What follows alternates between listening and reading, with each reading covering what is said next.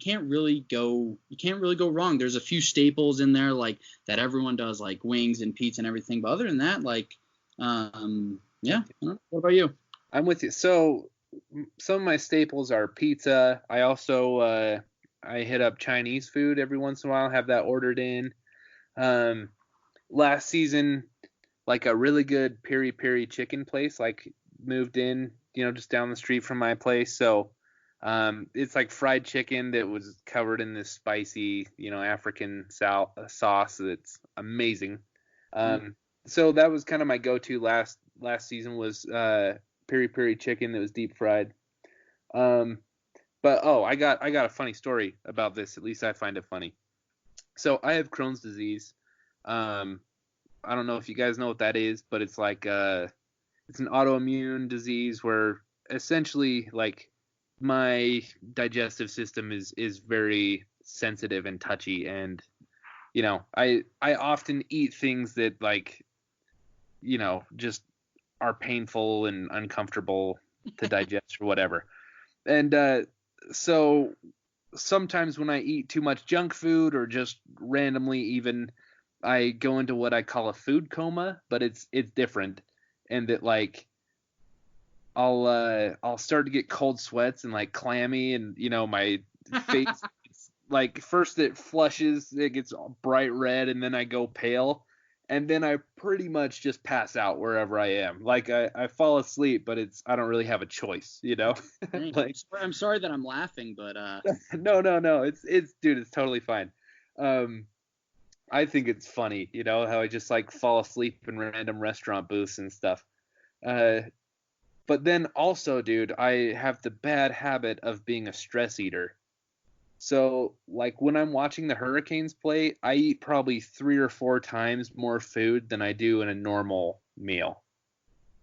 Okay. Because I'm just always so nervous. And so like I have this pattern of like I'll get a pizza, that I'm like, if I pace myself, I'll eat like 3/4 of this thing by the end of the game, and like it'll be chill. Well, I did this in college. I'd eat like a whole Little Caesars pizza in the first quarter, and then be passed out by halftime, and then miss the rest of the game.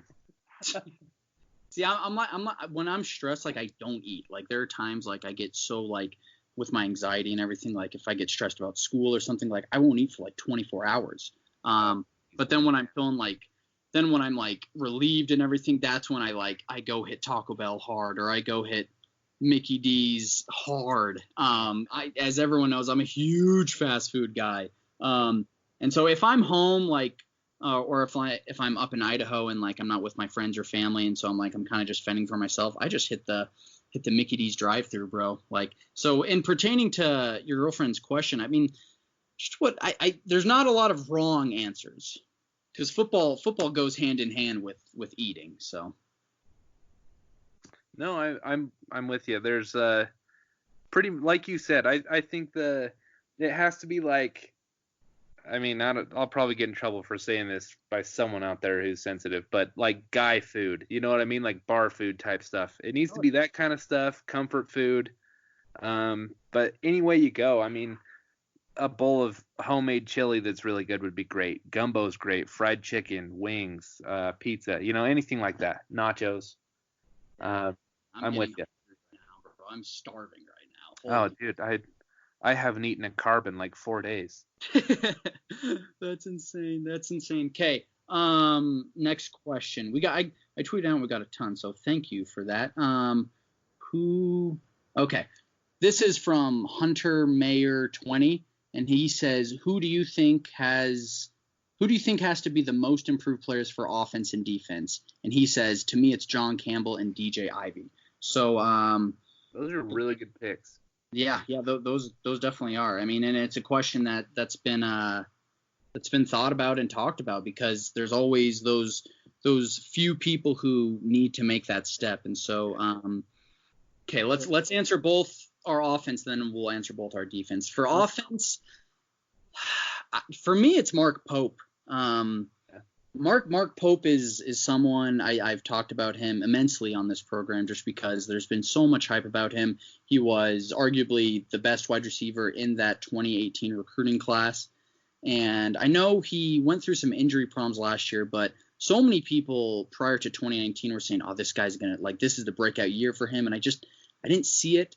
And I'm not going to question his work ethic or anything because I'm not on Green Tree, but just some things that I've heard, and this goes for all the wide receivers because the whole unit is being questioned at this point. But Mark Pope, I think he just has a lot to prove to the people who've supported him. Now, I mean, there's a lot of people who are just like, all right, now I'm just have to wait and see with this kid just because I haven't seen anything yet. But yeah, he's my player who needs to improve a lot this year. Okay, so I had two names that popped into my head immediately, and it's going to seem like I'm piggybacking off of both of you. But the first one that popped into my head was Zion at left tackle, and then the other one's Mark Pope. So, I mean, we need those two dudes. I mean, we need somebody on the offensive line to really step up and have like a all ACC third team kind of season. Yeah. And we really need someone in the wide receiver core other than D. Wiggins to step up. I'm already banking on Wiggins being good, but we need someone else that's like, that can contribute and be a very solid number two and can even take over a game if they have to. Absolutely, kind of like how we had Amon Richards and Braxton Berrios. Exactly like that. We need a Braxton Berrios. I feel like D. Wiggins is going to have a really good year for us, but we need that other guy. So if D. Wiggins is getting doubled or is having a hard time getting open or something, that we can still have a guy go off for 120 yards. Yeah, absolutely. No, that's a great point. Okay, on defense, my guy. DJ Ivy was a good pick. DJ Ivy is a really good pick. I think he was struggling last year, like mid-season, and then he kind of ended the year on a really good note. So if he didn't have that turnaround, then I would have put him. I'm trying to think of. You know what? I know who my guy is. My guy is Nesta Silvera at defensive tackle. He's someone I'm really, really high on his talent, and this is going to be the first year that we'll see him.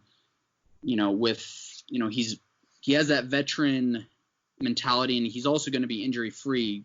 God willing, going into the regular season, he won't be injured. But I think he has a lot to prove this year because his mouth does write a lot of checks. His play sometimes hasn't been able to cash. I think maybe he'll even admit that at some point. He's blocked me on Twitter, so I can't really talk to him that much.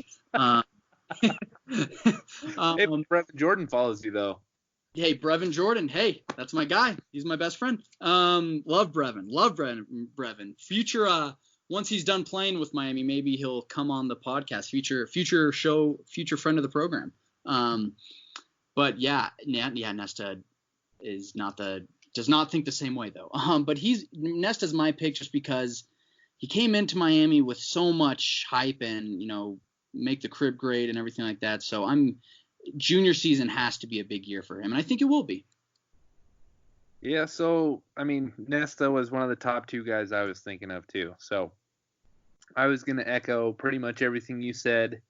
But, I mean, I just feel like, kind of like offensive line and wide receiver, like corner is kind of the position where someone has to step up. So, to be different, I mean, I'm going to say Christian Williams or Al Blades. Like, and that's just to be different because DJ Ivy is fine there too. But I feel like we have a lot of guys that are just decent. And, Christian Williams didn't get a lot of burn last year, and who knows how he will do. But we just need someone to separate themselves.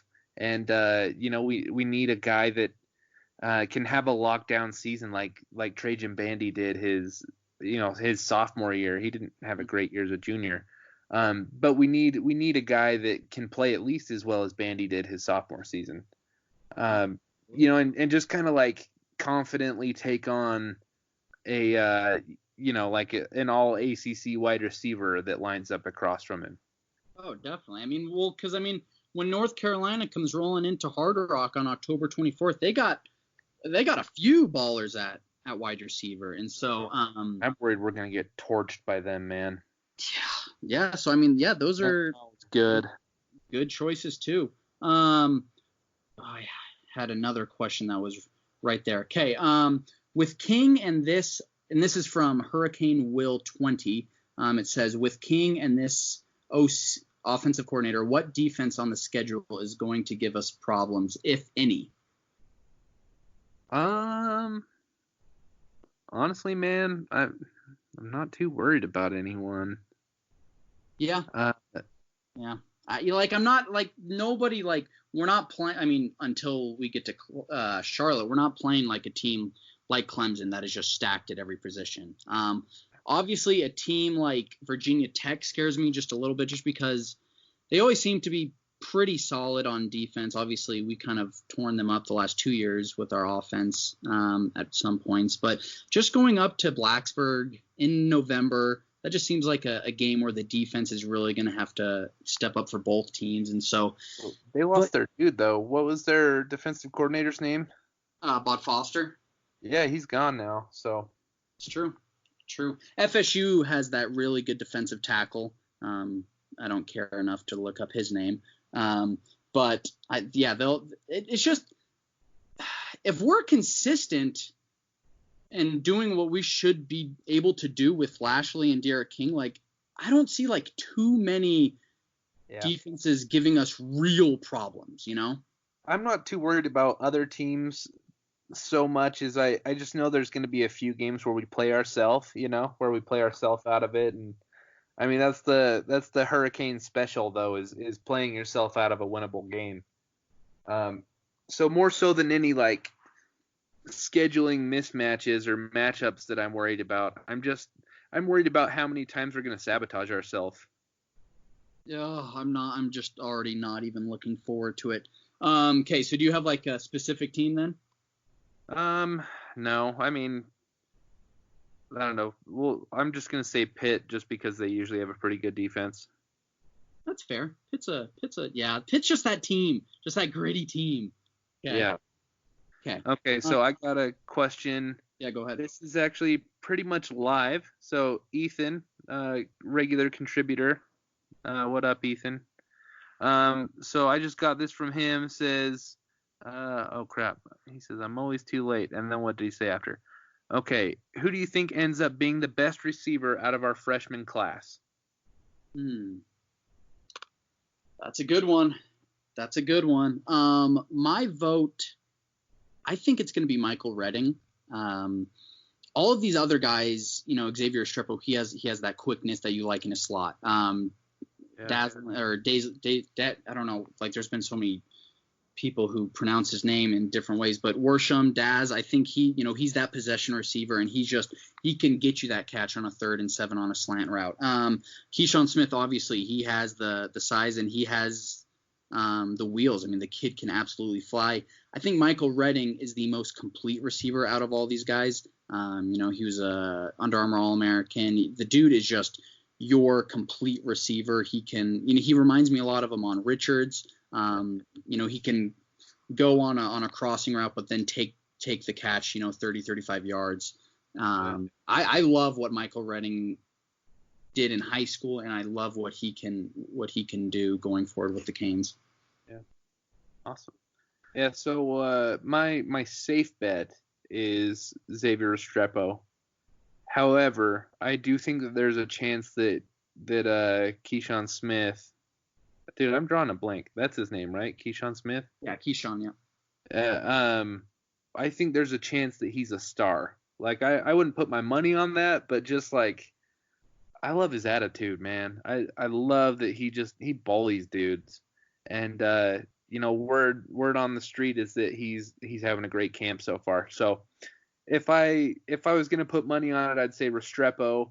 However, it wouldn't surprise me if you told me that, like, one of these dudes is going to be